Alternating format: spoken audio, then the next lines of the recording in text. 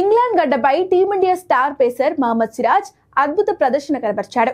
ఈ సిరీస్ లో 5 టెస్టులకు 5 మ్యాచ్లు ఆడి మొత్తం 23 వికెట్లు పడగొట్టాడు.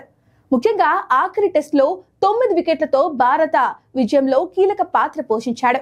రెండో ఇన్నింగ్స్ లో 5 వికెట్లు తీసి ఇంగ్లాండ్ పతనాన్ని శాసించాడు. ఈ సిరీస్ లోనే సిరాజ్ 185 ఓవర్లకు పైగా బౌలింగ్ చేశాడు. మరోవైపు వర్క్ లోడ్ మేనేజ్మెంట్ లో భాగంగా బూమ్రా 3 మ్యాచ్లు మాత్రమే ఆడాడు. దాంతో సిరాజ్ అదనపు భారాన్ని మోశాడు. అయితే సిరాజ్ కూడా గాయంతోనే ఆడినట్లు తాజాగా వెలుగులోకి వచ్చింది. 4వ టెస్ట్ మ్యాచ్ సందర్భంగా మెట్లు దిగుతున్నప్పుడు సిరాజ్ చీలమండ బెరికినట్లు తెలుస్తోంది. అంతేకాకుండా వరుసగా 5 టెస్ట్ మ్యాచ్లు ఆడటంతో అతని కండరాలు తీవ్ర నొప్పికి గురైనట్లు కూడా వార్తలు వస్తున్నాయి. ఈ నొప్పిని అధిగమించేందుకు సిరాజ్ చీలమండ బ్రేస్లు ధరించి ఆడినట్లు ప్రచారం జరుగుతోంది.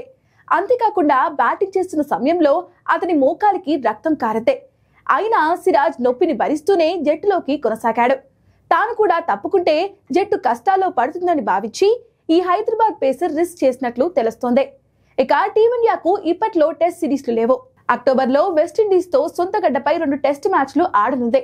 కాబట్టి ఆలోపు సిరాజ్ మళ్ళీ పూర్తి ఫిట్ గా మారే ఛాన్సులు ఉన్నాయి.